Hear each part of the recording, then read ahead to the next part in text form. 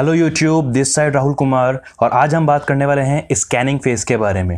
Ethical hacking के term में जैसे कि हमने लास्ट वीडियोस में हमने बात की थी फुटप्रिंटिंग के बारे में, जहां पे हमने एक्टिवली और पैसिवली फुटप्रिंटिंग करके अपने विक्टिम, जो भी हमारा विक्टिम था, उसकी इंपॉर्टेंट इन्फॉर्मेशन हमने निकाली थी। तो अगर वो वाली वीडियोज़ आपने नहीं देखी तो ऊपर आई बटन पर लिंक है, आप फुटप्रिंटिंग की फुल सीरीज़ मैंने बना रखी है, तो वो वाली वीडियो देख सकते हैं। और आज हम बात करने वाले हैं स्कैनिंग की, यानी कि जो इन्फॉर्मेशन हमको फुटप्रिंटिंग से गेन हुई है उस इन्फॉर्मेशन का इस्तेमाल करके हम कैसे और ज़्यादा इन्फॉर्मेशन गैदर कर सकते हैं अपने जो हमारा टारगेट है उसके बारे में।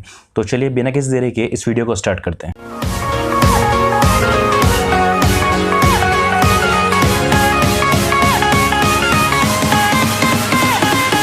सो फ्रेंड्स, आज का एजेंडा जो है हमारा, आज इन टॉपिक्स को हम कवर करेंगे। सबसे पहले हम बात करेंगे स्कैनिंग की। उसमें हम देखेंगे स्कैनिंग क्या होती है, स्कैनिंग कितने टाइप्स होते हैं, टीसीपी कम्युनिकेशन क्या होता है, यानी कि अगर हम बात करते हैं एक नेटवर्क होता है, एक नेटवर्क है तो नेटवर्क में मल्टीपल सिस्टम्स होंगे, क्लाइंट सर्वर होगा, तो उनके बीच में जो कम्युनिकेशन होता है वो किस तरह से कनेक्शन बनता है, किस तरह से डेटा ट्रैवल करता है एक नेटवर्क में।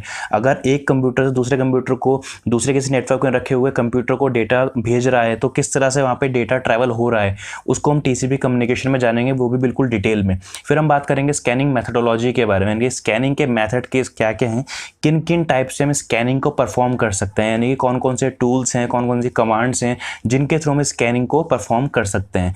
देन हम बात करेंगे स्कैनिंग टेक्निक्स के बारे में, स्कैनिंग के कितने टाइप्स होते हैं या फिर कितनी कितनी टेक्निक्स होती हैं स्कैनिंग की, मल्टीपल टेक्निक्स होती है, उन सब के बारे में हम डिटेल में थियोरेटिकली भी पढ़ेंगे और प्रैक्टिकली भी जानेंगे किस तरह से उनको हम परफॉर्म कर सकते हैं। देन हम जानेंगे स्कैनिंग टूल्स के बारे में, जैसे ज़ेनमैप है हमारा जो कि नेटवर्क स्कैनिंग के लिए हम इस्तेमाल करते हैं, या फिर सोलरविंड्स है। इस तरह से मल्टीपल टूल्स के बारे में आज हम बात करेंगे।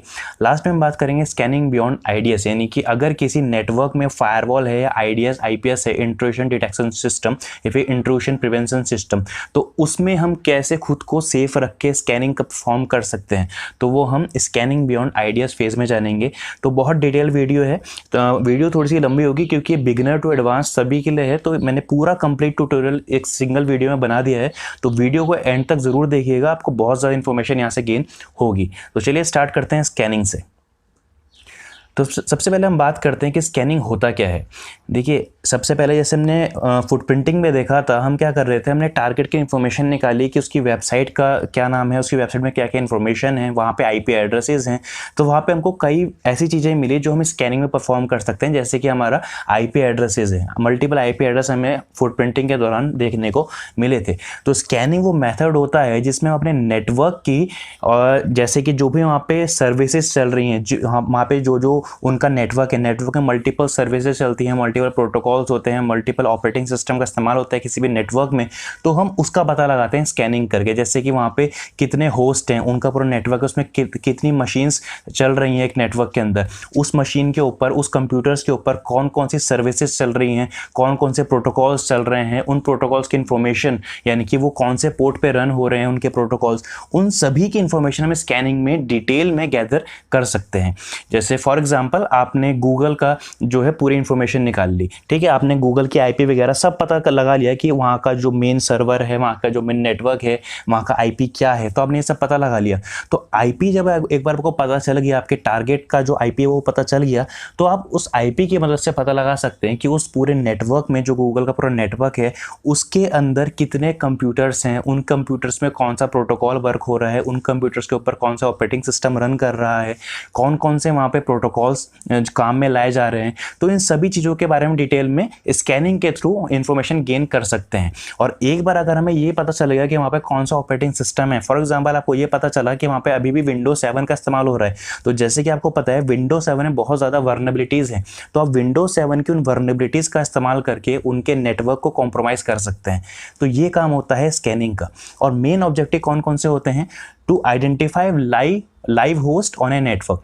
एक नेटवर्क में ये देखना है कि कितने कंप्यूटर रनिंग है, यानी कि जिस टाइम हम स्कैनिंग कर रहे हैं तो वहाँ पे कितने कंप्यूटर लाइव है, कौन कौन से कंप्यूटर स्टार्ट हो रखे हैं, जो नेटवर्क में है कौन कौन से कंप्यूटर, हम वो जान सकते हैं स्कैनिंग से। दूसरा हम जान सकते हैं वहाँ पे जो कंप्यूटर पे जो प्रोटोकॉल चल रहे हैं उनके ओपन पोर्ट और क्लोज पोर्ट, यानी कि हम कोई फॉर एग्जाम्पल कोई ऐसा प्रोटोकॉल है जैसे कि FTP या फिर रिमोट डेस्कटॉप प्रोटोकॉल है, RDP प्रोटोकॉल है, उसकी मदद से हम क्या कर सकते हैं, रिमोटली कहीं भी दूसरे एंड पे बैठे बैठे उनका रिमोटली सिस्टम को एक्सेस कर सकते हैं आरडीपी प्रोटोकॉल की मदद से।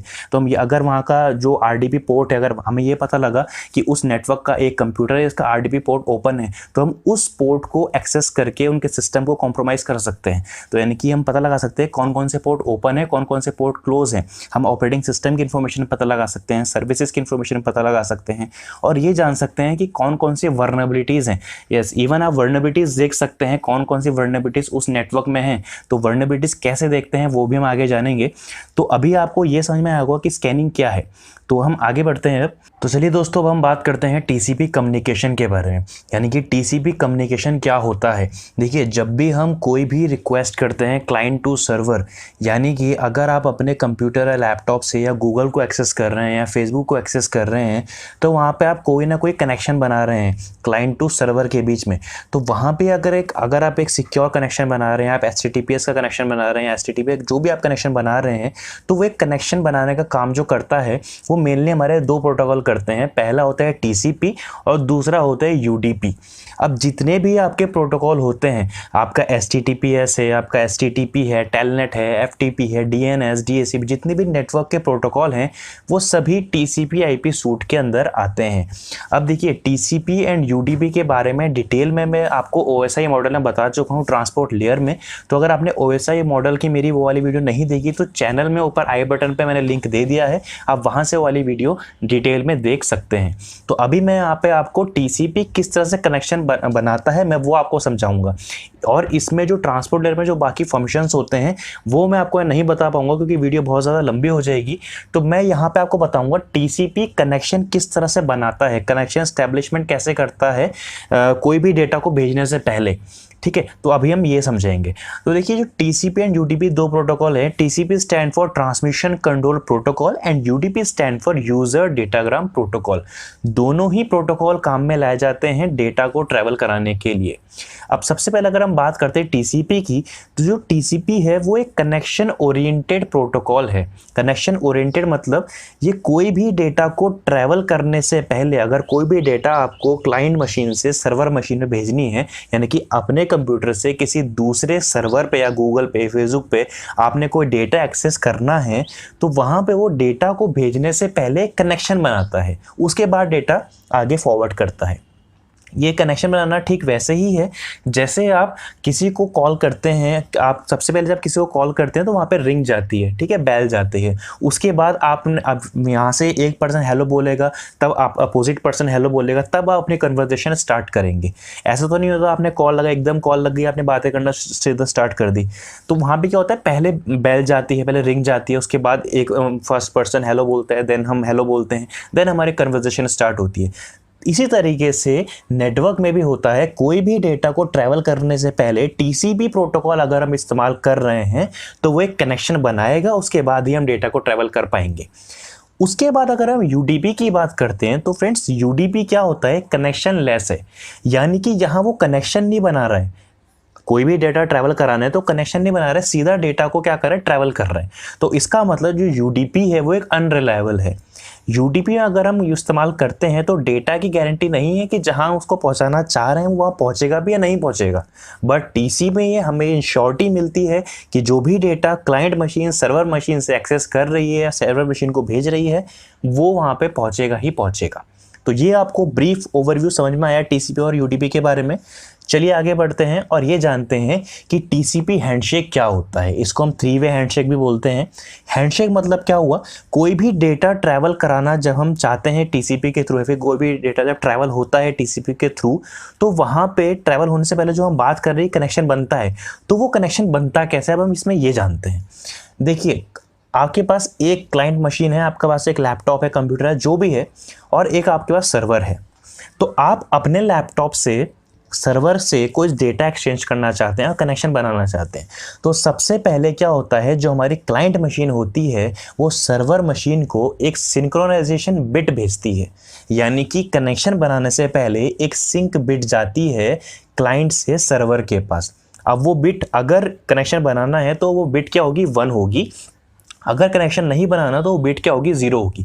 तो सर्वर समझ गया कि जो क्लाइंट है वो मुझसे कनेक्शन बनाना चाह रहा है, और सर्वर ने उसको रिप्लाई में क्या दिया, एक एक्नॉलेजमेंट बोला, भेजा उसने, और साथ में क्या भेजे, एक सिंक्रोनाइजेशन बिट उसने भी भेजी, यानी कि एक बिट इसने यहाँ से अपनी भेजी थी सिंक बिट, और एक बिट सर्वर ने अपनी भेजी। तो सिंक बिट का मतलब क्या हुआ, बेसिकली कनेक्शन बनाने से पहले सबसे पहला जो प्रोसेस होता है। सिंक बिट मतलब होता है कि हम आपसे कनेक्शन बनाना चाह रहे हैं, तो यहाँ से तो उसने बोला और सर्वर ने भी रिप्लाई कर दिया ठीक है मैं भी आपसे कनेक्शन बनाना चाह रहा हूँ, तो उसने भी अपनी सिंक बिट भेज दी और एक्नॉलेजमेंट नंबर भेज दिया।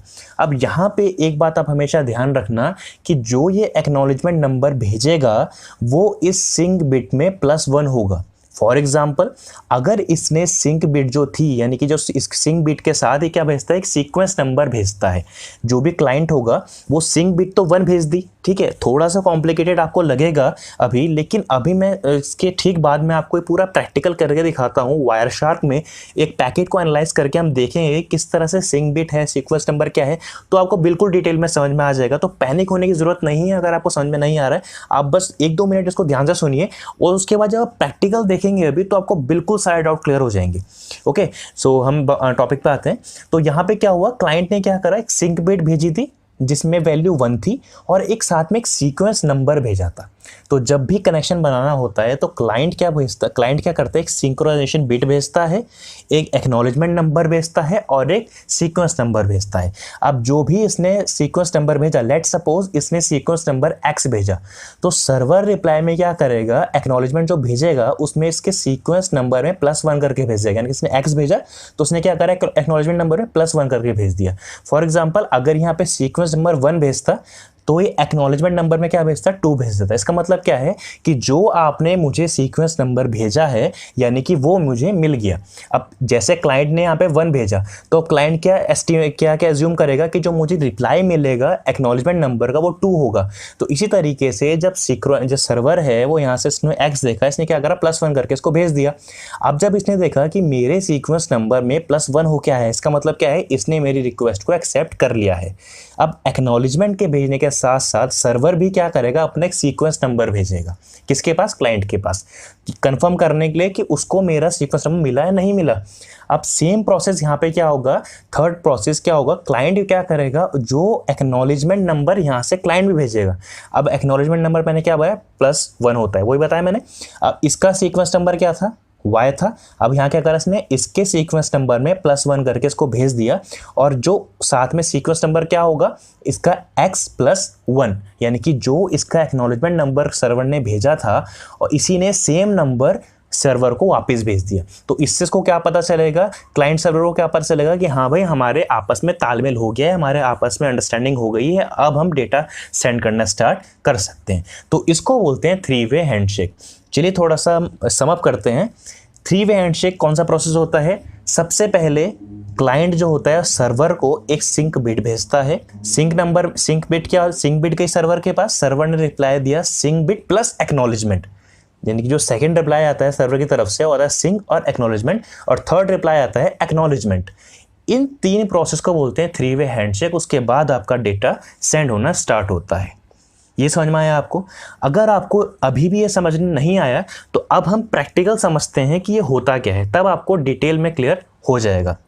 लेकिन उससे पहले फ्रेंड्स हमको जानना पड़ेगा टीसीपी हेडर क्या होता है। तो एक बार हम टीसीपी हेडर समझ जाएं, उसके बाद हम चलते हैं वायरशार्क पे। वहाँ पे हमने क्या कर रखा है, पैकेट को एनालाइज कर रखा है। मैं वहाँ पे आपको समझाऊंगा ये पूरा प्रोसेस है क्या। तो बी पेशेंट, अब हम आगे समझते हैं। टीसीपी हेडर मिनिमम 20 बाइट से लेके मैक्सिमम 60 बाइट तक का पूरा हेडर होता है। टीसीपी हेडर मतलब जिसमें सारी डेटा की इंफॉर्मेशन रहती है। अब कोई भी, फॉर एग्जांपल आपने कोई भी लेटर लिखना है, ठीक है, आपने कोई लेटर लिखा अपने किसी फ्रेंड को, तो आपने किसी एनवलप में डाल दिया, तो एनवलप क्या होगा बेसिकली, जिसके अंदर सारी इंफॉर्मेशन है। इसी तरीके से टीसीपी हेडर होता है, इसमें डेटा की पूरी इंफॉर्मेशन रहती है। अब इसमें कौन कौन सी फील्ड्स रहती हैं टीसीपी हेडर में, तो देखिए टीसीपी हेडर में सबसे पहले रहता है सोर्स पोर्ट और दूसरा रहता है डेस्टिनेशन पोर्ट। अब सोर्स पोर्ट और डेस्टिनेशन पोर्ट क्या होता है, देखिए सोर्स पोर्ट वो पोर्ट होता है यानी कि जो आपका क्लाइंट मशीन है, यानी कि जो आपका लैपटॉप है और ये आपका सर्वर हो गया, ठीक है। तो यहाँ पे क्या होगा बेसिकली, जो आपका लैपटॉप जो रिक्वेस्ट भेज रहा है, वहाँ पे उसका सोर्स पोर्ट नंबर ऐड होके आ जाता है। पर यहाँ पे कई लोगों को ये नहीं पता होगा कि भाई पोर्ट क्या होता है। सोर्स पोर्ट तो हम समझ गए, हमारी मशीन से जो भी सर्विस रन हो रही है वहाँ से एक पोर्ट अटैच होके जा रहा है, लेकिन पोर्ट होता क्या है? देखिए पोर्ट क्या होता है ना, अब आपको पता है कि नेटवर्क में मल्टीपल प्रोटोकॉल्स होते हैं, जैसे कि FTP है, HTTP है, STTP है, STTPS है, टेलनेट है, मल्टीपल प्रोटोकॉल्स हैं नेटवर्क में। और उन प्रोटोकॉल्स को आइडेंटिफाई करने के लिए अलग अलग पोर्ट नंबर असाइन कर रखे हैं। थोड़ा सा और लॉजिकली अगर हम समझें, अब अपने कंप्यूटर से, आपका लैपटॉप है, आपने अपने लैपटॉप से किसी दूसरे सिस्टम पे कोई डेटा भेजा, तो सिस्टम पे डेटा हम किसके बिहाफ पे भेजते हैं? IP एड्रेस के बिहाफ पे। ये समझ गए आप?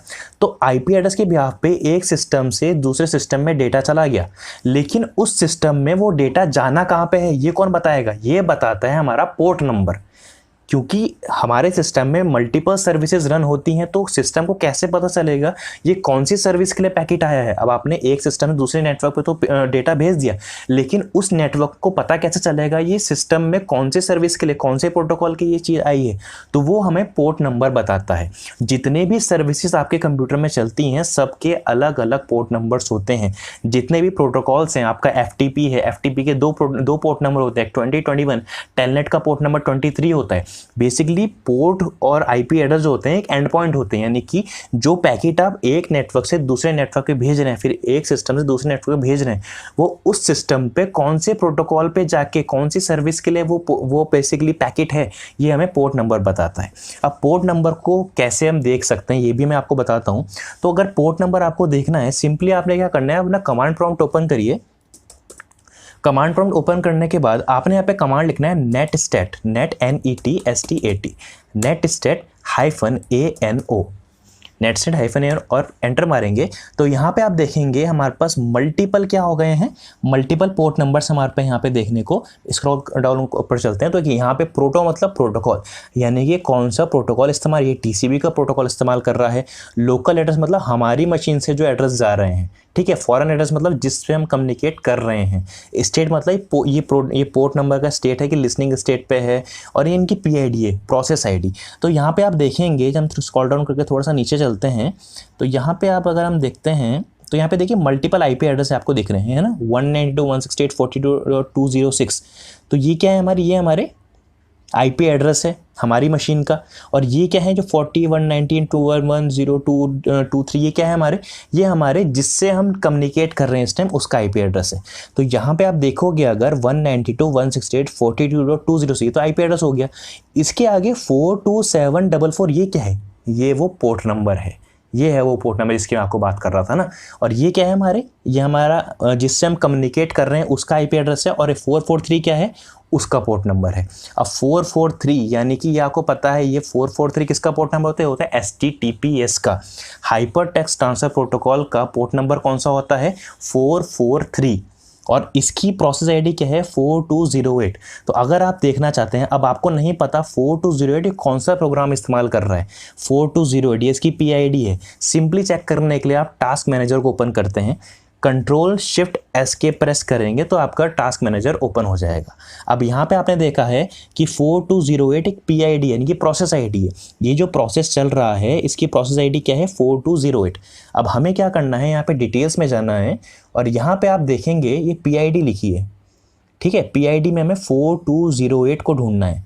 अब यहाँ पे हम स्क्रॉल डाउन करके नीचे चलते हैं। अब यहाँ पे हमें पता चलेगा ये कौन सा जो बेसिकली सर्विस है 4208। अब ये देखिए यहाँ पे है 4208 जो है ये है svhost.exe टाइप की कोई सर्विस है जो इस सिस्टम पे चल रही है।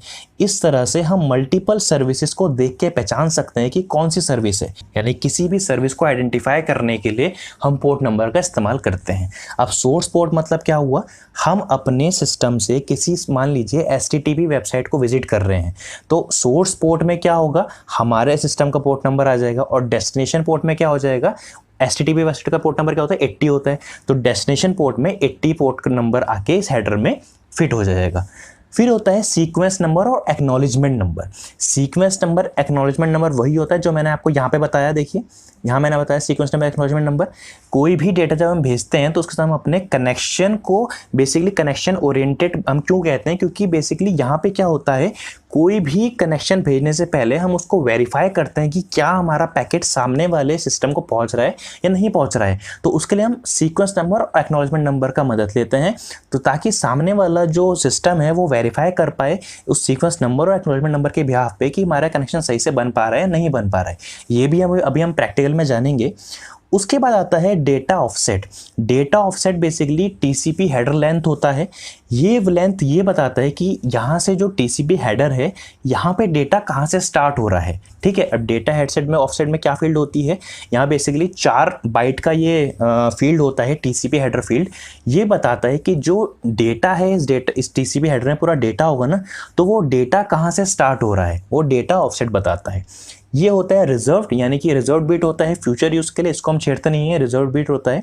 और यहाँ पे जो आप देख रहे हैं अर्ज है, एक् है, पुश है, रिसेट है, सिन है, फिनिश है, ये क्या है टीसीपी फ्लैग्स, इसको कहते हैं टीसीपी फ्लैग्स। अब अर्ज मतलब क्या होता है, अर्जेंट।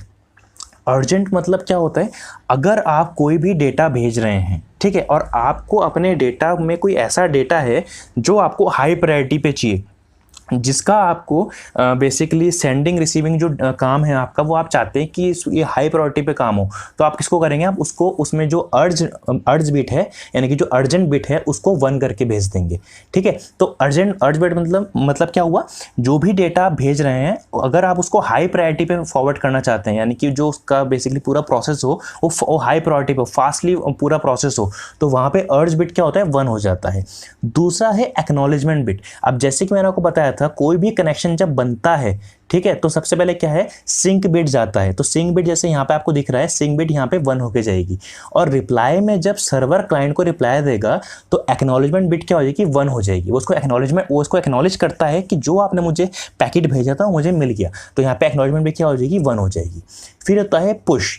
ये पुश फील्ड क्या होती है, मान लीजिए आप कोई भी डेटा भेज रहे हैं, ठीक है, अब आपने यहाँ से कोई डेटा सर्वर के पास भेज रहे हैं, तो मल्टीपल डेटा आपका यहाँ पे जा रहा है, पर उस डेटा में आपका एक डेटा ऐसा है जो आप चाहते हैं कि इसको आप आगे फॉरवर्ड करना चाहते हैं, तो आप सर्वर को ये बताते हैं कि जो ये वाला डेटा है, फॉर एग्जांपल आपने एक डेटा भेजा है जिसमें पुश फील्ड आपने 1 कर रखी है। अब एक बात का आपको उसमें हमेशा ध्यान रखना है कि यहाँ पे जो अर्ज, एक्, पुश, रीसेट है, ये जब भी आप इस्तेमाल करते हैं तो इनकी वैल्यू 1 हो जाती है। ठीक है, ये आपको समझ में आया। तो जब आप पुश फील्ड जब 1 होगी तो सर्वर क्या समझेगा कि ये जो डेटा आ रहा है ये मुझे अपने बफर मेमोरी में स्टोर नहीं करना है, ये मुझे आगे फॉरवर्ड करना है। बाय डिफ़ॉल्ट बफर मेमोरी देखिए क्या होता है ना, जो टेम्पररी डेटा सर्वर अपनी टेम्पररी मेमोरी में स्टोर करता है, ठीक है, उसको बफर मेमोरी को बोलते हैं। तो जब सर्वर देखेगा किसी पैकेट में जो पुश वैल्यू है वो 1 है, वो क्या करेगा, उसको स्टोर नहीं करेगा, सीधा आगे फॉरवर्ड करेगा। ठीक है, इसको ये होता है पुश। RST मतलब रीसेट। जब क्लाइंट सर्वर से जो कनेक्शन होता है वो रीसेट करना चाहता है, उसको हम RST 1 करके भेजते हैं। देन सिंक मैंने आपको बता दिया, कोई भी कनेक्शन बनाने से पहले हम सिंक बिट को 1 करके भेजते हैं। लास्ट है फिनिश। फिनिश क्या होता है, फिनिश होता है जब क्लाइंट सर्वर से अपना कनेक्शन बंद करना चाहता है, कनेक्शन टर्मिनेट करना चाहता है, कनेक्शन को फिनिश करना चाहता है, तब वो फिन बिट को 1 करके भेजता है। तो यानी कि ये समझ जाता है कि अगर फिन बिट 1 आई है तो उसका मतलब क्या है, ये कनेक्शन बंद करना चाहता है। वो क्या करता है, फिर कनेक्शन को बंद करने का प्रोसेस स्टार्ट कर देता है। फिर आता है दोस्तों विंडो। अब विंडो क्या होता है, विंडो फील्ड होता है विंडो साइज, यानी कि अगर कोई भी डेटा सेंडर टू रिसीवर कोई भी डेटा भेज रहा है, यानी कि अगर सेंडर है ये सर्वर के पास कोई भी कनेक्शन बनाने के लिए कोई भी डेटा कोई भी अपना हेडर भेज रहा है, तो बेसिकली उसमें वो क्या करेगा, अपने विंडो का साइज बता देगा कि भाई मेरी विंडो का साइज इतना है, तो इस साइज से ज़्यादा का डेटा मुझे मत भेजना। फॉर एग्जाम्पल ये बताएगा कि भाई मेरी विंडो का साइज जो है वो 10,000 KB है, तो तुम 10,000 KB से ज़्यादा मेरे पास डेटा मत भेजना, वरना यहाँ पे क्या होगा, जो डेटा है वो लॉस्ट हो जाएगा। तो उसके डेटा कंज्यूमिंग की जो साइज है वो क्या है, 10,000 KB है, पर उसने भेज दिया 20,000 KB। तो ये विंडो साइज बताता है कि मेरा मैक्सिमम डेटा साइज कितना है। ये समझ में आया आपको। उसके बाद आता है चेकसम। चेकसम फील्ड हम इस्तेमाल करते हैं एरर कंट्रोल के लिए। अब कोई भी डेटा जब क्लाइंट टू सर्वर पहुंच रहा है तो वहाँ पे अगर हम TCP की बात करते हैं तो TCP एरर कंट्रोल करता है। तो यहाँ पे क्या होता है, ये अपने रैंडमली जनरेटेड एक चेकसम वैल्यू इसके अंदर ला के भेजता है, और जब वो डेटा सर्वर के पास पहुँचता है तो सर्वर भी वहाँ से क्या अपने एंड से एक चेकसम वैल्यू कैलकुलेट करता है। तो अगर यहाँ की चेकसम वैल्यू इस चेकसम वैल्यू से मैच करती है तो उसका हमारा डेटा सही है। अगर वो चेकसम वैल्यू वहाँ पर मैच नहीं करती तो यहाँ पे क्या करेगा, वो उसको रिक्वेस्ट बोलेगा कि भाई ये वाला डेटा दोबारा भेजो, इस डेटा में कोई दिक्कत है। ये समझ में आपको, ये होता है चेकसम। अब एक होता है अर्जेंट पॉइंटर। अब अर्जेंट पॉइंटर का केस वही है, अगर हमने बात करी थी अर्ज, यानी कि जो अर्जेंट है, अगर यहाँ किसी भी डेटा फील्ड में अर्जेंट पॉइंटर 1 होके आ रहा है, इसका मतलब ये डेटा अर्जेंट है, तो अर्जेंट पॉइंटर ये बताता है कि जो अर्जेंट डेटा है वो कहाँ से स्टार्ट हो रहा है, अर्जेंट पॉइंटर वो बताता है। उसके बाद आता है ऑप्शंस। अब ऑप्शंस वाली जो फील्ड है, यहाँ पे वो क्या बताता है कि मेरा मैक्सिमम जो है, मेरा मैक्सिमम जो बेसिकली हम बात करते हैं ना, हमने विंडो की बात करी, वो बताता है कि मेरा मैक्सिमम विंडो साइज कितना है, 10,000 KB है। लेकिन यहाँ पे वो क्या बोलेगा, जो सर्वर है वो इसको एक साथ तो 10,000 KB अगर भेज दिया तो एक साथ 10,000 KB वो क्या बोलेगा, वो कंज्यूम नहीं कर सकता। तो ऑप्शंस फील्ड में वो क्या करके बताएगा, वो बोलेगा भाई 10,000 KB मुझे एक साथ मत भेजो, मुझे क्या करो तुम 1000 KB के 10 पैकेट भेज दो।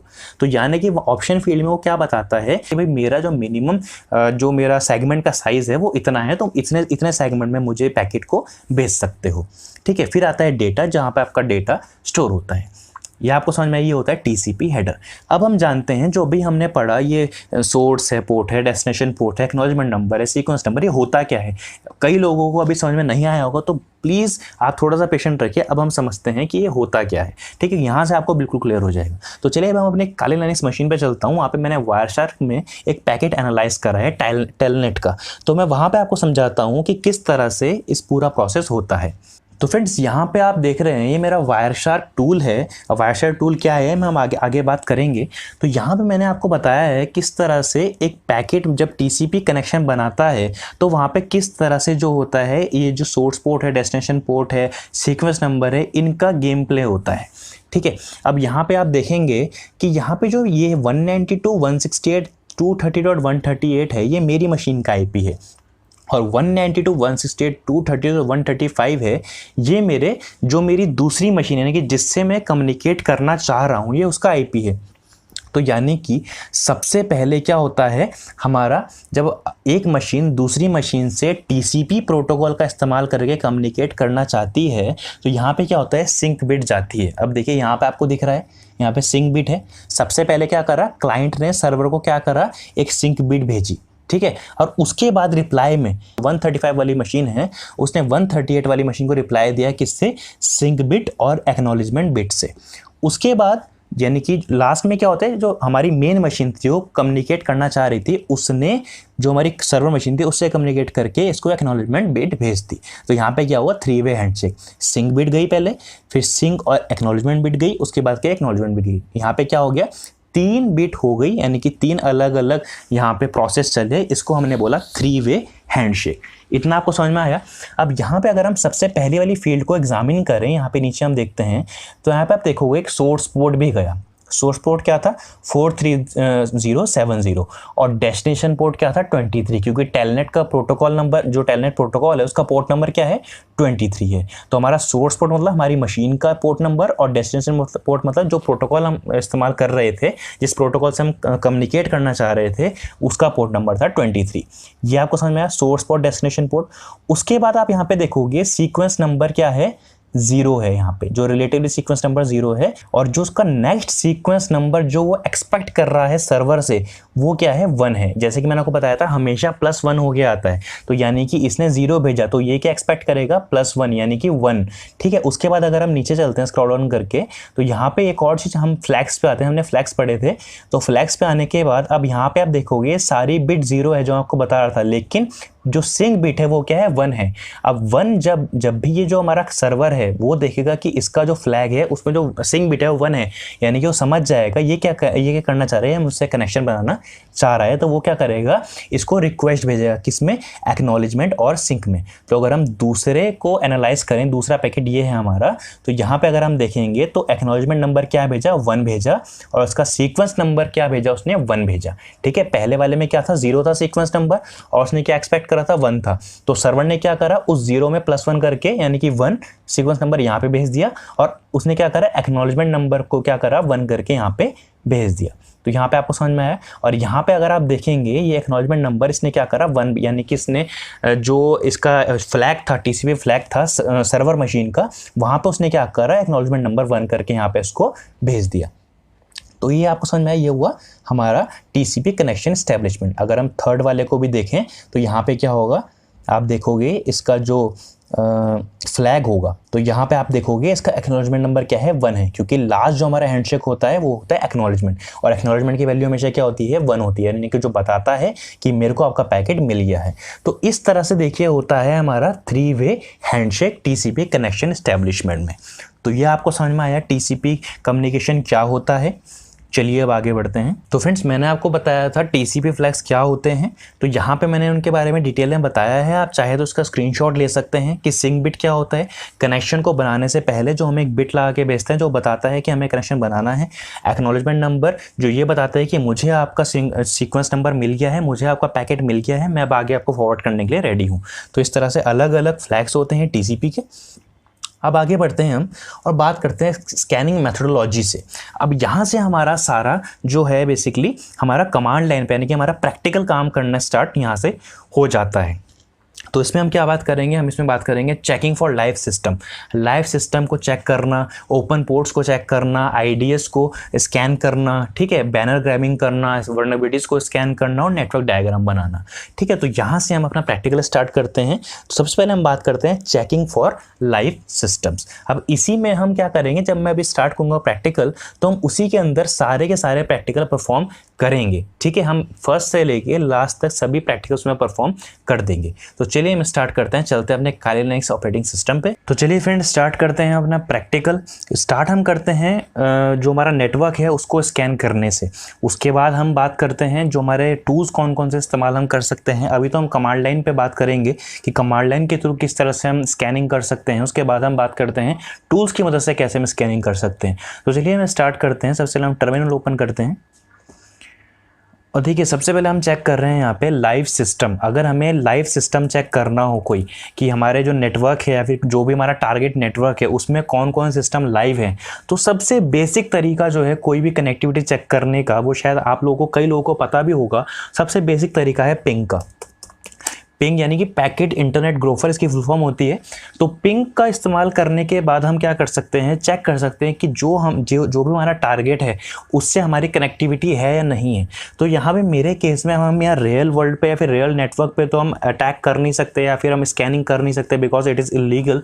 सो दैट्स वाई हम क्या करेंगे, हम अपने मेटास्प्लॉइट जो हमारी मशीन है, मेटास्प्लॉइटेबल जो मशीन है हमारी, हम उस पर अटैक करके देखेंगे। अभी मेटास्प्लॉइटेबल क्या है, मेटास्प्लॉइटेबल एक वर्नेबल ऑपरेटिंग सिस्टम है, लाइनक्स बेस्ड है, जो हमने लास्ट वीडियो पे हमने इसको इंस्टॉलेशन करना सीखी थी, किसको किस तरह से इंस्टॉल करा जाता है। अगर वो आपने नहीं देखी और आपको नहीं पता मेटास्प्लॉइटेबल कैसे इंस्टॉल करना है, कैसे डाउनलोड करना है, तो वो वाली वीडियो आप जरूर देखिए, मेरी प्लेलिस्ट पे आपको मिल जाएगी, मैं आई बटन पे लिंक पे दे दूंगा।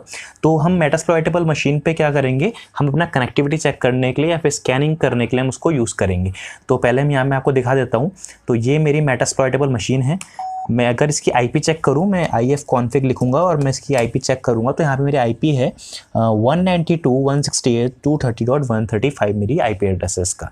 अब मैं क्या करूंगा, इससे अपनी कनेक्टिविटी चेक करूंगा कि मैं इससे जो नेटवर्क है, ये जो मेरी मशीन है, ये नेटवर्क में है या नहीं। हम ऐसा अज्यूम करते हैं कि अभी हमें नहीं पता, ठीक है, क्योंकि अभी जब हम रियल अटैक करते हैं तो वहाँ पर तो हमें फिजिकल एक्सेस नहीं होता ना मशीन का, तो वहाँ पर तो हमें अज्यूम करना पड़ता है। तो यहाँ पर अभी हम इसको चेक करने के लिए कि लाइव है कि नहीं है, हम स्टार्ट करते हैं पिंग से। तो पिंग लिखना है और आगे आपको उसका आईपी एड्रेस लिखना है 192.168.230.135, ये हमारा आईपी एड्रेस है, और एंटर प्रेस करेंगे।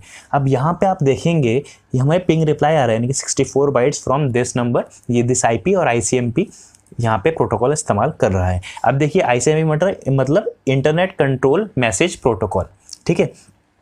तो जो ICMP है, जो पिंग प्रोटोकॉल है, वो ICMP का इस्तेमाल करता है, यानी कि जो पिंग सर्विस, यानी कि जो हमारा पिंग है वो किसका इस्तेमाल करता है, वो ICMP प्रोटोकॉल का इस्तेमाल करता है ये पूरा फंक्शन को परफॉर्म करने के लिए।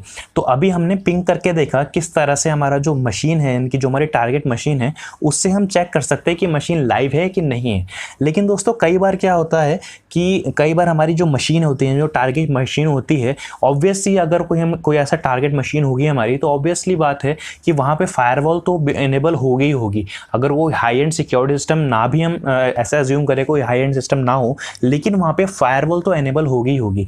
लेकिन अगर फायरवॉल इनेबल है तब अगर आप पिंग करेंगे तो वहाँ पे क्या होगा, आपका पिंग रिक्वेस्ट एक्सेप्ट नहीं होगा, वो आपके पिंग वाले पैकेट को ड्रॉप कर देगा। तो उस केस में हमें कैसे पता चलेगा कि रिप्लाई आ रहा है, क्योंकि रिप्लाई तो उस केस में आएगा नहीं। तो उस केस में हमें कैसे पता चलेगा कि मशीन लाइव है या नहीं है? तो वहाँ पे हम इस्तेमाल में लाते हैं एनमैप का, जो एनमैप टूल है। Nmap stand for network mapper.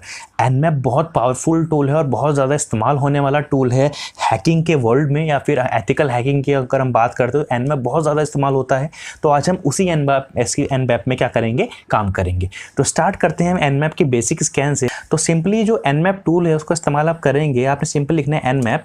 Nmap आपने यहाँ पे लिखना है। अब एनमैप के बहुत ज़्यादा पैरामीटर्स हैं, बहुत ज़्यादा स्विचेस हैं, मल्टीपल यूज़ के लिए हम एनमैप का इस्तेमाल कर सकते हैं। तो अगर आपने नहीं, आप कभी ऐसा हुआ आप कमांड भूल गए एनमैप की, तो कैसे आप देख सकते हैं, आपने हाइफन हेल्प टाइप करना है और एंटर प्रेस करना है। तो यहाँ पे आप देखोगे कि एनमैप के बहुत सारे कमांड हैं। आप यहाँ पे कोई भी जो भी जिस पर्पज़ के लिए भी एनमैप का इस्तेमाल कर रहे हो, तो वहाँ पर आप क्या कर सकते हो, इन स्विचेस का इस्तेमाल करके एनमैप को उसके संग और एडवांस तरीके से सर्च कर सकते हो, स्कैन कर सकते हो। अब देखिए जैसे यहाँ पे SL है, तो अगर आपको लिस्ट स्कैन करना हो, यानी कि कोई लिस्ट है आपके पास, उस लिस्ट में मल्टीपल IP एड्रेसेस रखे हुए हैं, अगर आपको वो स्कैन करना हो तो आप इसका इस्तेमाल कर सकते हैं। देखिए इस तरह से क्या है, मल्टीपल यहाँ पे आपको देखने को मिल जाता है। तो हम स्टार्ट करते हैं एनमैप से।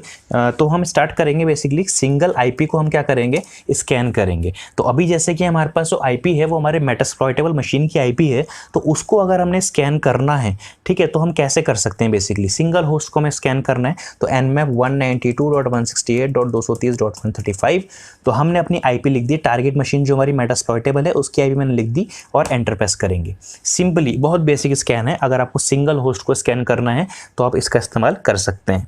अब यहाँ पे क्या करेगा, जो हमारी टारगेट मशीन है, जो हमारी विक्टिम की जो हमारा विक्टिम है, उसकी मशीन को स्कैन करके हमें रिजल्ट बताएगा कि वहाँ पे कौन कौन से, बेसिकली अब एनमैप से बहुत सारी चीज़ें पता लगा सकते हैं, जैसे कि अभी आपको यहाँ पे सामने रिजल्ट में दिख रहा है।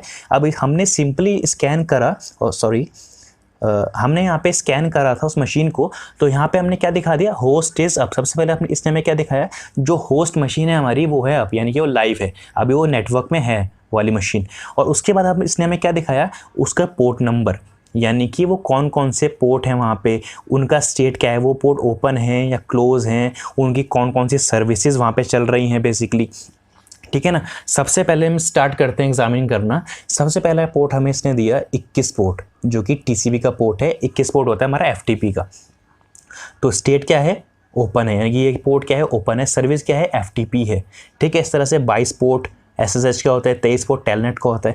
तो आपने देखा सिंपल एक कमांड से आपको पता चल गया जो आपका टारगेट कंप्यूटर है, यानी कि जो आपका विक्टिम है, उसकी मेन कंप्यूटर, उसकी मशीन पे कौन कौन सी सर्विसेज रन हो रही हैं, उन सर्विसेज में वो सर्विसेज ओपन है या क्लोज हैं, कौन कौन से पोर्ट नंबर वहाँ पे हैं। ये देखिए सिंपल एक स्कैन से आपको पूरा डिटेल यहाँ पे पता चल गया। इस तरह से जब आप एथिकल हैकिंग के करियर में आगे बढ़ते हैं तो आपको वहाँ पे वेरियस प्रोजेक्ट्स मिलते हैं। तो वहाँ पे आपको अपने जो टारगेट मशीन होता है उसको क्या करना है, बेसिकली उसमें आपको वर्नेबिलिटी ढूंढनी पड़ती है। उसमें आपको देखना पड़ता है कि इस टारगेट मशीन पे कौन कौन से पोर्ट हैं, कौन कौन से सर्विसेज ओपन हैं, हाल फिलहाल कौन कौन सी सर्विस चल रही है, कौन कौन से नेटवर्क में सिस्टम ओपन है। तो ये सब चीज़ें हम एनमैप की मदद से क्या कर सकते हैं, देख सकते हैं। अब देखिए अगर आप मल्टीपल होस्ट आपको क्या करना है, स्कैन करना है। अब देखिए फॉर एग्जांपल आपने अगर एक या दो जितने भी आपने IP एड्रेस स्कैन करने हैं, आपने क्या करना है, एनमैप लिखना है 192.168.230.0। अब हमने क्या करना है, हमें पूरा का पूरा नेटवर्क स्कैन करना है। अभी तो हमने खाली एक सिस्टम स्कैन करा, एक जो हमारा मेटास्प्लॉइटेबल था वो स्कैन करा। अभी हम क्या कर रहे हैं, अभी हम पूरा का पूरा नेटवर्क स्कैन कर रहे हैं। तो सिंपली आपने एनमैप लिखना है और पूरा नेटवर्क की रेंज यहाँ पे लिख देनी है 230.0 और एंटर, सॉरी यहाँ पे मैंने स्लैश नोटेशन देना भूल गया हूँ, तो /24 और एंटर प्रेस करना है। उसके बाद बेसिकली क्या होगा, ये पूरे के पूरे जो हमारा 24 CIDR वैल्यू है, यानी कि जो 24/24 के अंदर जितने भी कंप्यूटर इस रेंज में आएंगे उन सबको क्या करेगा, स्कैन करेगा। तो अगर आपको ये नहीं पता कि /24 क्या है, तो प्लीज़ आप IP एड्रेसिंग पढ़िए, सबनेटिंग पढ़िए, तो आपको बहुत अच्छे समझ में आएगा कि बेसिकली ये /24 क्या है। अब यहाँ पे देखिए इसने हमें पूरा का पूरा रिजल्ट दे दिया है। अब यहाँ पे जितने भी IP एड्रेस को इसके अंदर मिले होंगे उसने सबको क्या कर दिया, स्कैन कर दिया।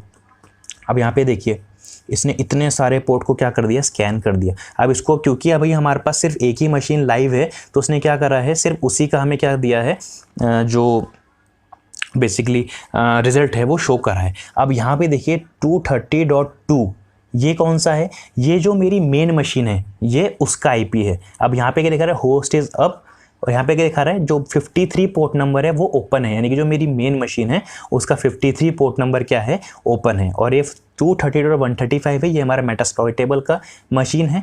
ठीक है, तो ये आपको समझ में आ गया। तो इस तरह से आप किसी भी टारगेट IP को, यानी कि मल्टीपल IPs को भी आप यहाँ पे देख सकते हैं स्कैन करके। अब बात आती है, अगर आपको कोई स्पेसिफिक पोर्ट चेक करना हो, जैसे कि अभी तो हमने चेक करा कि 21 पोर्ट ओपन है, अभी हमने बहुत सारे पोर्ट आ गए, लेकिन अगर हमें सिर्फ 1 या 2 पोर्ट ही चेक करने हो किसी मशीन के, किसी नेटवर्क के, तो हम कैसे करेंगे, हमने लिखना है nmap लिखा आपने, उसके बाद आपने -p। अब लाइनेज केस सेंसिटिव है, तो यहाँ पे आपको ध्यान रखना है कि कैपिटल और स्मॉल में बहुत फ़र्क होता है। तो यहाँ पे आपने p लगाना है, और कौन सा पोर्ट चेक करना है, हमें पोर्ट चेक करना है 80 मतलब HTTP का। और किसका पोर्ट चेक करना है, उस मशीन का IP यहाँ पे आपको दे देना है। ये दे दिया आपने IP, सॉरी 135 ये दे दिया। अब वो क्या करेगा, स्पेसिफिक 80 पोर्ट को चेक करके बताएगा कि वो ओपन है या क्लोज है। ठीक है, तो इस तरह से हम ये भी चेक कर सकते हैं। अब अभी तो देखिए स्कैन रिजल्ट चल रहा है, लेकिन मैं आपको एक और चीज़ बताऊं, आप चाहें तो आप मल्टीपल पोर्ट्स को भी चेक कर सकते हैं एक साथ। देखिए यहाँ पे इसने दिखा दिया पोर्ट क्या है, 80 हमारा ओपन है। अगर आप चाहते हैं कि मैं 2 पोर्ट एक साथ चेक करूँ, आपने सिंपल क्या लिखना है, अब मैं चाहता हूँ FTP के पोर्ट चेक करना, तो 20 और 21 मैं दोनों पोर्ट चेक करना चाहता हूँ, एंटर प्रेस करा। अब ये इन दोनों पोर्ट को चेक करेगा और हमें बताएगा कि ये जो पोर्ट हैं ये ओपन है या क्लोज है। ओके, तो इस तरह से आप क्या कर सकते हैं, आप मल्टीपल पोर्ट्स को चेक कर सकते हैं, मल्टीपल IP एड्रेसेस को चेक कर सकते हैं सिर्फ एक nmap कमांड की मदद से। अब यहाँ पे इसने दिखा दिया हमें जो 20 पोर्ट है TCP का वो क्या है, यहाँ पे क्लोज है, और जो 21 पोर्ट है वो क्या है, ओपन है। अब ओपन क्लोज का क्या मतलब, अगर जो भी पोर्ट, कोई ऐसा पोर्ट आपको ओपन मिल गया जिसमें कोई वर्नेबिलिटी है, क्या कोई भी ओपन पोर्ट अगर आपको मिला, तो उस ओपन पोर्ट का इस्तेमाल करने के बाद आप उस मशीन को एक्सेस कर सकते हो, आप उस मशीन को हैक कर सकते हो। अगर कोई ओपन पोर्ट आपको वहां पे मिल गया और उसमें वर्नेबिलिटी हुई, तो इस तरह से आप कोई भी ओपन पोर्ट, क्लोज पोर्ट को चेक कर सकते हैं। अब देखिए, अब हम देखते हैं जो हमारा TCP स्कैन होता है। TCP स्कैन मतलब जब भी हमने अभी पढ़ा कि जो TCP कनेक्शन कम्युनिकेशन बनाता है, तो सबसे पहले वो क्या बोलता है, सिंक बिट भेजता है, फिर वहाँ से acknowledgement plus sync bit reply में आता है, फिर यहाँ से एक्नॉलेजमेंट बिट जाता है। तो वो TCP स्कैन अगर हमें करना हो, हमें फुल स्कैन करना हो, तो हम nmap लिखेंगे, ठीक है, हाइफन लगाएंगे और कैपिटल T लगाएंगे, और उसका जो भी सिस्टम का आप चेक करना चाहते हैं उस सिस्टम का IP यहाँ पे दे देंगे। यहाँ पे मैं 2 लगाना भूल गया, तो एंटर प्रेस करेंगे। ओके, तो सॉरी मैंने यहाँ पे S नहीं लगाया, एंटर प्रेस करेंगे। तो देखिए यहाँ पे केस सेंसिटिव है, जैसे मैंने आपको बोला। तो यहाँ पे आप क्या करेंगे, हर एक छोटी छोटी बात का आपको ध्यान रखना पड़ेगा कि कहाँ पे आप स्मॉल कैपिटल लगा रहे हैं, लेटर स्मॉल लेटर लगा रहे हैं, कहाँ पे अगर एक माइनर सा मिस्टेक हो गया तो कमांड नहीं चलती, जैसे कि आपने सामने यहाँ पे एरर दिखा। अब यहाँ पे आप देखेंगे कि सिर्फ TCP वाले पोर्ट इसने हमें ओपन करके दिखा दिए, सिर्फ TCP के पोर्ट। ठीक है, इस तरह से आप अगर देखना चाहें TCP के कौन कौन से पोर्ट ओपन है, तो आप TCP का स्कैन का इस्तेमाल कर सकते हैं। इसी तरीके से अगर आप देखना चाहेंगे UDP के कौन कौन से पोर्ट ओपन हैं, तो सिंपली T की जगह कैपिटल U प्रेस करेंगे और एंटर प्रेस करेंगे।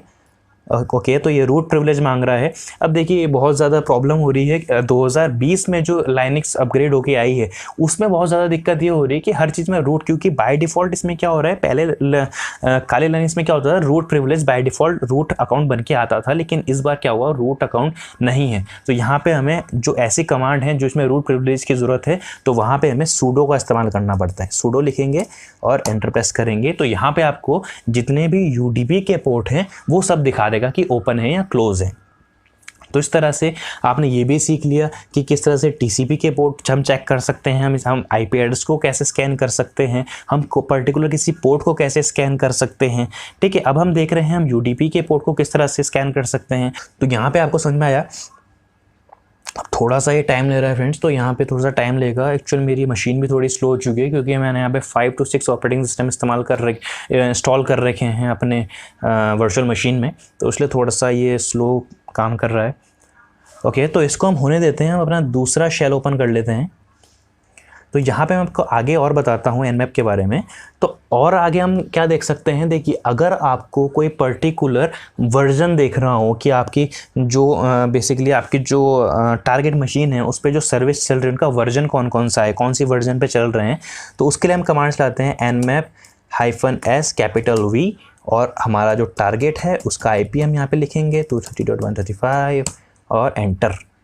ओके सॉरी, मैं यहाँ पे जो है ओके तो मैं यहाँ पे स्पेस नहीं दिया है। ओके, एंटर प्रेस करेंगे तो यहाँ पे क्या होगा, बेसिकली जो हमारी सर्विसेज चल रही होंगी, हमारी जो टारगेट मशीन में सर्विस, उनका वर्जन, यानी कि अगर आपको कोई ऐसी सर्विस मिल गई जिसमें वर्नेबिलिटी है, आपको वर्जन पता चल गया और आपने गूगल पे जाके चेक करा, जो हमने गूगल हैकिंग डेटाबेस देखा था उसमें आपने चेक करा कि इस वर्जन में तो वर्नेबिलिटीज़ हैं, तो आपने क्या करा, वहाँ से भी उसको एक्सप्लॉइट कर सकते हैं। ठीक है, तो अभी हम यहाँ चेक करते हैं हमारा यूडीपी स्कैन फिनिश हुआ है नहीं हुआ। नो, अभी हमारा फिनिश स्कैन नहीं हुआ है। ओके, तो यहाँ पे देखिए अभी इसने हमें पूरा वर्जन भी दिखा दिया। 21 पोर्ट टीसीपी का था, ओपन है, सर्विस एफटीपी है, इसका वर्जन क्या है, वर्जन एफटीपी 2.3.4, एसएसएच का वर्जन ओपेसएस है, लाइनक्स टेलनेट टीडी, और इस तरह से मल्टीपल यहाँ पे अपाचे एसटीटी हमारा 80 पोर्ट है, यहाँ पे इसका वर्जन ये है, MySQL, VNC, Apache Tomcat, NetKit, OpenBSD, GNU। तो इसमें आपने देखा मल्टीपल इसने पोर्ट को स्कैन करा, उसके वर्जन हमें बता दिए। अब अगर आपने ये देखना हो कि ऑपरेटिंग सिस्टम कौन सा चल रहा है, ये भी आप देख सकते हैं। तो किस तरह से करना है, nmap-o 192.168.230.135 ये आपने प्रेस करा। ओके, तो यहाँ पे भी रूट प्रिविलेज मांग रहा है, तो हम sudo टाइप करते हैं, एंटर प्रेस करते हैं। अब कोई भी आपने टारगेट ऑपरेटिंग सिस्टम वहाँ पे पता लगाना होगा कि कौन सा ऑपरेटिंग सिस्टम चल रहा है, तभी तो आप अटैक कर पाएंगे, क्योंकि उसकी वर्नरेबिलिटीज़ आप ढूंढेंगे कि उस ऑपरेटिंग सिस्टम में कौन सी वर्नरेबिलिटीज़ हैं। तो एक बार अगर आपको पता चल गई है कि इस ऑर्गेनाइजेशन में ये वाले ऑपरेटिंग सिस्टम चल रहे हैं, तो आप इजीली वहाँ पे वर्नरेबिलिटी ढूंढ सकते हैं। अब इसने यहाँ पे क्या करा है, बेसिकली यहाँ पे स्कैन परफॉर्म कंप्लीट हो चुका है। हम थोड़ा सा इसको नीचे करता हूँ मैं। ओके, तो थोड़ा सिस्टम जो है, ओके तो देखिए यहाँ पे दिखा दिया है इसने, मैक एड्रेस दिखा दिया हमें जो कि VMware का है। लाइनक्स देखिए, क्योंकि हमारा मेटास्प्लॉइटेबल हमने इंस्टॉल कर रखा है, टारगेट मशीन हमारा मेटास्प्लॉइटेबल है, तो उसने क्या दिखा दिया हमें, लाइनक्स है। ओएस कौन सा है, लाइनक्स है। कर्नल का वर्जन तक दिखा दिया उसने हमें। ठीक है, और नेटवर्क डिस्टेंस यानी कितनी दूर है वो हमसे, 1 हॉप दूर है। 1 हॉप मतलब होस्ट ऑफ द पॉइंट। ठीक है, तो इस तरह से आप देख सकते हैं ओएस डिटेल्स कि कौन से जो हमारा आपका टारगेट है उसमें कौन सा ऑपरेटिंग सिस्टम रन कर रहा है। तो ये आपको समझ में आया। लास्ट हम बात करते हैं एग्रेसिव स्कैन की, जिसमें आपको वर्जन देखने की ज़रूरत नहीं है, अलग से ऑपरेटिंग सिस्टम की देखने की ज़रूरत नहीं है। आप सिर्फ एक कमांड चलाएंगे जिसमें आपको सारे परमिशन मिल जाएंगे, वो है nmap-a और अपने टारगेट मशीन का IP। ओके,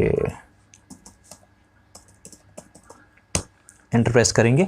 जब तक हम देखते हैं UDP हमारा कंप्लीट हुआ नहीं हुआ। ओके, अभी तक कंप्लीट नहीं हुआ है, बहुत स्लो है। ओके फ्रेंड्स, तो यहाँ पे ये मतलब एग्रेसिव स्कैन होता है, एग्रेसिवली स्कैन करता है। तो यहाँ पे हम देख रहे हैं ये हमें सभी चीज़ें का जो बेसिकली आप बोलते हैं एक सम अप करके दे देगा। इसमें हमारा ऑपरेटिंग सिस्टम की इन्फॉर्मेशन होगी, हमारा वर्जन की इन्फॉर्मेशन होगी। थोड़ा सा टाइम लेगा क्योंकि एग्रेसिव स्कैनर बहुत ज़्यादा इन्फॉर्मेशन ये वहाँ से गैदर करके हमको देगा। तो यहाँ तक हमने देखा है nmap की वेरियस कमांड्स। अब nmap के ऊपर अगर आपको डिटेल में और ज़्यादा वीडियो चाहिए, यानी कि एक वीडियो बिल्कुल डिटेल में इसमें फुल एडवांस ट्यूटोरियल में आपको बताऊं, तो प्लीज़ कमेंट में ज़रूर लिखिए, मैं आपको ज़रूर उस वीडियो ला के दूंगा। और साथ ही साथ कोई ऐसा टॉपिक जो आपको समझ में नहीं आया उसका भी कमेंट लिखिए, मैं स्पेसिफिकली उस टॉपिक के ऊपर डिटेल में इन डेप्थ वीडियो ला के दूंगा आपको। तो देखिए यहाँ पे हमारा एग्रेसिव स्कैन कंप्लीट हो चुका है। अब यहाँ पे एग्रेसिवली जो हमने स्कैन करा है, अब देखिए कितनी ज़्यादा इन्फॉर्मेशन इसने हमें लाके दी है। इसने हमें दे दिया है स्टार्ट कर होस्ट इज़ अप, इसमें बता दे होस्ट अप है, पोर्ट नंबर इसका 21 वाला ओपन है, वर्जन ये है। और हमने इसने लाके दे दिए हैं लॉग्ड इन एज FTP। और हमें क्या क्या दिया है चलिए देखते हैं। और अगर हम देखें तो यहाँ में इसने और इन्फॉर्मेशन की यूज़र 1 सर्वर जो metasploitable.lan हम इसने हमें नाम दे दिया है उसका, ठीक है। इस तरह से होस्ट स्क्रिप्ट रिजल्ट है हमारे पास यहाँ पे 139 पोर्ट ओपन है इसका, सांबा SMDB। तो देखिए इसने हमें कितना एग्रेसिवली स्कैन करके देखा, और ये इन्फॉर्मेशन बहुत ज़्यादा हमको यूज़फुल हो सकती है जब अगर हमें हैकर पर्सपेक्टिव से देखें। अभी शायद आपको नहीं लगा और कि ये इन्फॉर्मेशन क्या यूज़फुल है, लेकिन अगर आप एक हैकर्स पर्सपेक्टिव से बात करते हैं तो इन्फॉर्मेशन बहुत ज़्यादा यूज़फुल है। तो इस तरह से हमने देखा कि कैसे हम Nmap को एक एग्रेसिवली स्कैन कर सकते हैं, यानी कि हम इतनी ज़्यादा इन्फॉर्मेशन निकाल सकते हैं सिर्फ एक आईपी के बिहाफ से। तो एक आईपी भी बहुत ज़्यादा नुकसान कर सकती है। अगर कोई टारगेट का आईपी मिल गया तो आप बहुत ज़्यादा उसका नुकसान कर सकते हैं। पर यहाँ पे हम एथिकल हैकिंग की बात कर रहे हैं, तो अगर आपको एक आईपी मिला तो ये आपके लिए बेनिफिशियल है, क्योंकि अपनी कंपनी को जिस ऑर्गेनाइजेशन से आप जुड़े हैं आप उसको बता सकते हैं उनमें क्या क्या वर्नबिलिटीज़ हैं। तो अभी तक देखिए हमारा सब कुछ हो गया, लेकिन अभी तक हमारे यूडीपी का स्कैन कंप्लीट नहीं हुआ है। चलिए इसको होने देते हैं, अब हम आगे बढ़ते हैं। ओके फ्रेंड्स, तो हमने यहाँ तक देख लिया है कि हमारे स्कैनिंग किस तरह से हो जाती है। अब हम बात करते हैं स्कैनिंग के टाइप्स की। अब अलग अलग टाइप्स होते हैं हमारे स्कैनिंग की। सबसे पहले हम बात करते हैं टीसीपी कनेक्ट। टीसीपी स्कैन यानी कि जो अभी हमने करा था, इसमें फुल 3-वे हैंडशेक होता है। पहले सिंक होता है, सिंक एक्नॉलेजमेंट होता है, फिर देन हमारा एक्नॉलेजमेंट होता है। तो यहाँ पे हमने बात करता है nmap-st की ये कमांड से आके हम फुल टीसीपी स्कैन कर सकते हैं, जहाँ पे हमारा पूरा 3-वे हैंडशेक होने के बाद हमें इन्फॉर्मेशन मिलती है कि पोर्ट ओपन है या क्लोज है। फिर हम बात करते हैं स्टील्थ स्कैन। स्टील्थ स्कैन का इस्तेमाल हम कब करते हैं? देखिए स्टील्थ स्कैन का इस्तेमाल हम तब करते हैं अगर हमें कोई आईपीएस आईडीएस है या कोई फायरवॉल है उसको बाईपास करना हो। बाईपास क्यों कर रहे हैं? क्योंकि जो आईपीएस डिवाइसेस होती हैं, जो सिक्योरिटी डिवाइसेस होती हैं हमारी नेटवर्क में, वो डिटेक्ट कर लेती है कि कोई ये आईपी हमें स्कैन करने की कोशिश कर रही है, तो वो उसको डिटेक्ट कर लेगा। क्योंकि जो टीसीपी कनेक्ट का अगर आप इस्तेमाल करते हैं स्कैन का, तो वहाँ पे जो तीसरा पैकेट जाता है एक्नॉलेजमेंट का, जो फाइनल पैकेट होता है, अब जैसे ही वो फाइनल पैकेट जाएगा सर्वर के पास, वो डिटेक्ट कर लेगा कि ये तो मुझसे कनेक्शन बनाने की कोशिश कर रहा है, तो वहाँ पे उसको पकड़ लेता है वो। लेकिन स्टील्थ स्कैन करके हम उसको बाईपास कर सकते हैं। कैसे करते हैं इसको? nmap-s और S। इसमें होता क्या है बेसिकली, जब भी आप स्टील्थ स्कैन परफॉर्म करते हैं तो स्टार्टिंग के 2 पैकेट तो जाते हैं, यानी कि फर्स्ट हमारे पास सिंक पैकेट जाएगा, वहाँ से प्लाई में एक्नॉलेजमेंट प्लस सिंक पैकेट आएगा। लेकिन जो तीसरा पैकेट जाना होगा एक्नॉलेजमेंट का, वो नहीं जाएगा, उसकी जगह क्या RST पैकेट जाएगा, जो कि रीसेट पैकेट चल जाता है। वहाँ पे कनेक्शन आपका रीसेट हो जाता है। तो हम स्टील्थ स्कैन करने के बाद क्या कर सकते हैं? बाईपास कर सकते हैं। तीसरा है inverse TCP flag scanning. Inverse TCP flag scanning वो स्कैनिंग होती है जहाँ पे या तो हम टीसीपी फ्लैग भेजते हैं, जिसको हम एक्सएमएस स्कैन बोलते हैं। जब हम टीसीपी फ्लैग स्कैनिंग में अगर हम कोई फ्लैग इस्तेमाल करके भेज रहे हैं, यानी कि जो हमारा अर्जेंट फ्लैग होता है, या फिर अगर हमारा बात करते हैं हमारा फिनिश फ्लैग होता है, इन फ्लैग्स को लगा के जब हम स्कैनिंग करते हैं तो वो इन्वर्स टीसीपी फ्लैग स्कैनिंग में आता है और उसको एक्सएमएस स्कैन बोलते हैं। लेकिन अगर हम किसी टीसीपी स्कैन कर रहे हैं, उसमें कोई भी पैकेट नहीं लगा के भेज रहे हैं, सिर्फ एक ब्लैंक स्कैनिंग कर रहे हैं, उसको हम नल स्कैन बोलते हैं। एक्सएमएस स्कैन जिसमें मैंने आपको बताया आपके अर्ज आता है, आपका फिनिश आता है, जिसमें आपके फ्लैग्स आते हैं टीसीपी के, वो हमारा एक्सएमएस स्कैन होता है। फिर आता है एक्नॉलेजमेंट फ्लैग प्रॉब स्कैन। इसमें बेसिकली क्या होता है, अगर आप क्या करना चाहते हैं, जो आप एक्नॉलेजमेंट स्कैन करना चाहते हैं, यानी कि जो आप सिर्फ लास्ट पैकेट भेज के चेक करना चाहते हैं, जो सबसे लास्ट पैकेट होते हैं कि एक्नॉलेजमेंट जो हमारा पैकेट होता है, इसमें हम ये देखते हैं कि जो हमारा जो फाइनल, जैसे हमने देखा था ना 3-वे हैंडशेक होता है, लास्ट पैकेट एक्नॉलेजमेंट होता है जो हमें ये बताता है कि कनेक्शन बन गया है। तो एक्नॉलेजमेंट फ्लैग में हम सिर्फ एक्नॉलेजमेंट पैकेट भेजते हैं अपने विक्टिम के ऊपर। तो वो कैसे हम कर सकते हैं? nmap-S और कैपिटल F ये इस्तेमाल करके आप सिर्फ एक्नॉलेजमेंट फ्लैग को इस्तेमाल कर सकते हैं। फिर आता है आइडल IP/ID हेडर स्कैन। ये स्कैन हम परफॉर्म करते हैं एक ज़ॉम्बी कंप्यूटर की मदद से। अब देखिए मान लीजिए एक आपका फायरवॉल है और एक आप सिस्टम है और वहाँ पे कुछ भी ID IPS है, तो आप नहीं चाहते आप जब उस सिक्योरिटी डिवाइस को स्कैन करें तो वो आपका IP उठा ले, यानी कि अगर आपका IP पता चल गया तो आपके ऊपर तो केस हो सकता है। तो वहाँ पर क्या होता है, एक ज़ॉम्बी कंप्यूटर का इस्तेमाल करा जाता है। ज़ॉम्बी कंप्यूटर क्या होता है? वो कंप्यूटर जिसको हैकर ने पहले से ही हैक कर रखा होता है, तो वो उस कंप्यूटर के बिहाफ पे जो आपका टारगेट है उसको स्कैन करवाता है। तो उसको आइडल IP/ID हेडर स्कैन कहते हैं। अगर इसके बारे में डिटेल में वीडियो चाहिए तो प्लीज़ कमेंट में लिखिए, मैं आपको ज़रूर बताऊंगा डिटेल में इन डेप्थ। UDP स्कैन, जैसे हम TCP स्कैन करते हैं इस तरह से हम UDP स्कैन परफॉर्म कर सकते हैं। तो ये होते हैं स्कैनिंग के टाइप्स।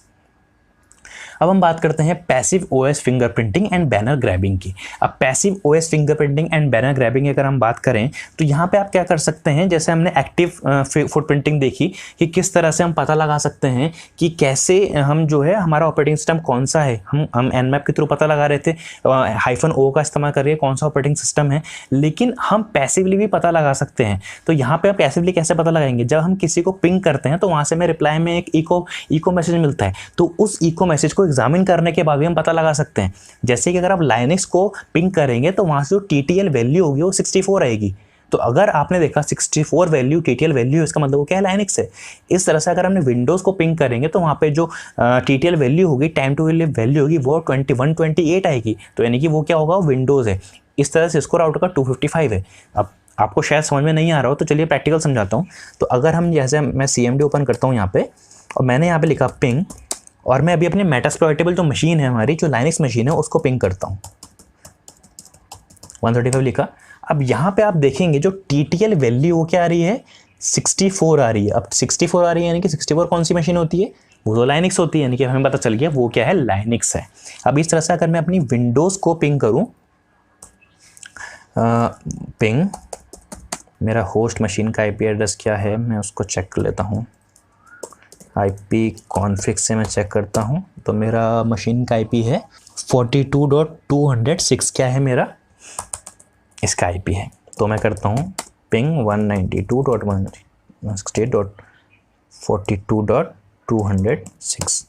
अब यहाँ पे आप देखोगे TTL वैल्यू कितनी है, 128 है, यानी कि 128 किस में आ रहा है, ये तो विंडोज़ की है। तो हमें इस तरह से पता लगा सकते हैं कि जो हमारा टारगेट मशीन है वहाँ पे कौन सा ऑपरेटिंग सिस्टम इस्तेमाल हो रहा है। अब यहाँ पे देखिए अलग अलग विंडोज़ के अलग अलग वर्जन है। तो यहाँ पे मैंने आपको डिटेल में नहीं उसका लिस्ट दिया है, लिस्ट बहुत बड़ी हो जाती। मैंने आपको शॉर्ट ब्रीफ दिया है कि किस तरह से आप उसको पता लगा सकते हैं। इस तरह से विंडो साइज़ होता है, विंडो साइज़ को देख के भी आप पता लगा सकते हैं। तो इस तरह से आप फुटप्रिंटिंग OS फुटप्रिंटिंग कर सकते हैं और देख सकते हैं कौन सा ऑपरेटिंग सिस्टम वहाँ पे इस्तेमाल हो रहा है। तो चलिए अभी हम देखते हैं जो हमारा UDP स्कैन बाकी रह गया था, वो देखते हैं वो कंप्लीट हुआ है नहीं हुआ है। चलिए चलते हैं काली लाइनक्स ऑपरेटिंग सिस्टम पे। सो फ्रेंड्स यहाँ पे हम आ जाते हैं। ओके, तो अभी तक कंप्लीट नहीं हुआ है, बहुत स्लो है। ओके, तो फ्रेंड्स मैं एक चीज़ और आपको बता दूं, एनमैप जो हमने पढ़ा अभी, अब एनमैप में स्क्रिप्ट्स भी होती हैं, ठीक है। स्क्रिप्ट्स कैसी होती हैं, यानी कि अब एनमैप में अगर आपको वर्नेबिलिटीज़, किसी भी सर्विस की वर्नेबिलिटीज़ ढूंढनी है तो वो कैसे करेंगे, तो बाय डिफ़ॉल्ट जब भी आप एनमैप इंस्टॉल करते हैं तो वहाँ पे आपको मल्टीपल स्क्रिप्ट्स मिलती हैं जो कि वर्नेबिलिटी एनालिसिस के लिए, यानी कि वर्नेबिलिटीज़ ढूंढने के लिए हम बहुत ज़्यादा इस्तेमाल में लाई जाती हैं। तो वो स्क्रिप्ट्स होती कहाँ पर, मैं आपको दिखा देता हूँ। सिंपली आपने टाइप करना है ls-l, और कहाँ पे होती है वो स्क्रिप्ट, USR फोल्डर जो होता है आपका, इसके अंदर जो शेयर फोल्डर होता है उसके अंदर nmap फोल्डर होता है, डायरेक्टरी जिसको हम बोलते हैं। nmap के अंदर स्क्रिप्ट्स होती हैं। एंटर प्रेस करेंगे तो देखिए यहाँ पे आपकी ये सारी स्क्रिप्ट्स होती हैं nmap की, इतनी सारी, आपको बहुत ज़्यादा स्क्रिप्ट्स यहाँ पे देखने को मिल जाएगी। तो nmap की स्क्रिप्ट्स पे अगर मैं वीडियो बनाने लगूँ तो बहुत टाइम चल जाएगा, ऑब्वियसली वीडियो बहुत ज़्यादा लंबी हो चुकी है।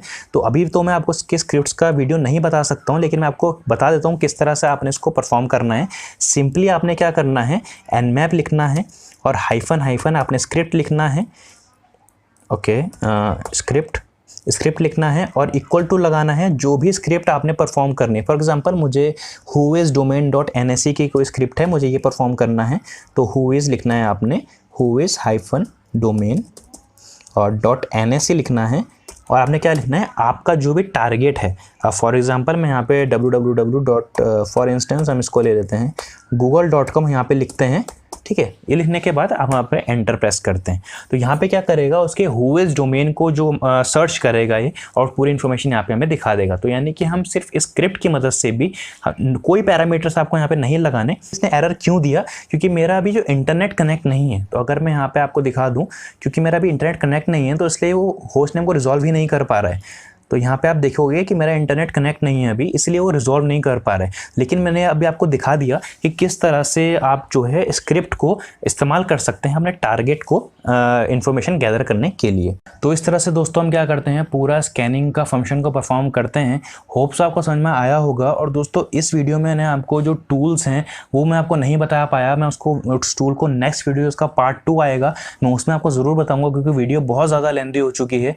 तो यहाँ पर क्या होगा, बेसिकली जो अभी यहाँ तक मैंने आपको पूरा कमांड लाइन पे बताया, लेकिन नेक्स्ट वीडियो में जो पार्ट 2 आएगा इसका स्कैनिंग का, उसमें मैं आपको स्कैनिंग टूल्स के बारे में बताऊंगा। तो इस वीडियो में अगर कोई डाउट है, कोई सजेशन है, कोई क्वेरी है तो कमेंट में लिखिए, या फिर हमारे टेलीग्राम चैनल है, आप उस पर हमसे जुड़ सकते हैं, क्वेश्चन क्वेरी पूछ सकते हैं।